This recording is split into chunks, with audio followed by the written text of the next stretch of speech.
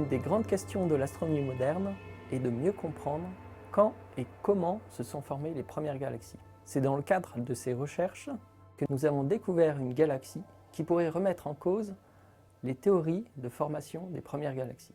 Découvrir les galaxies les plus lointaines n'est pas une chose facile. Tout d'abord, ce sont des galaxies lointaines et qui émettent très peu de lumière. Et c'est uniquement par l'étude de cette lumière que l'on peut les étudier. Pour bien les caractériser, on va utiliser la lumière provenant de différentes longueurs d'onde et donc on va les observer avec différents télescopes. Dans le cadre de cette découverte, nous avons utilisé le télescope spatial Hubble tout d'abord, puis le télescope spatial Spitzer et ensuite nous avons utilisé un télescope au sol, le Keck, qui se trouve à Hawaï, pour mesurer la distance de cette galaxie. Pour étudier les galaxies lointaines, nous utilisons parfois les amas de galaxies comme lentilles gravitationnelles. Cette illustration va nous permettre de mieux comprendre le phénomène de lentille gravitationnelle. À gauche, nous voyons la galaxie d'arrière-plan, à droite la Terre, et on voit que la galaxie lointaine va émettre de la lumière dans toutes les directions. Si on a un alignement parfait entre la galaxie lointaine, un amas de galaxies massif, et la Terre, les rayons lumineux de cette galaxie vont être déviés. On va pouvoir observer plusieurs images provenant de cette même galaxie lointaine.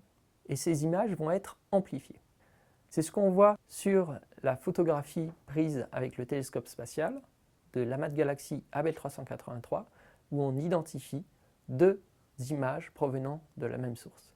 D'après notre étude sur cette galaxie, et contrairement aux autres galaxies lointaines qui ont été découvertes et qui possèdent essentiellement des étoiles très jeunes, notre galaxie possède des étoiles beaucoup plus âgées typiquement de 750 millions d'années.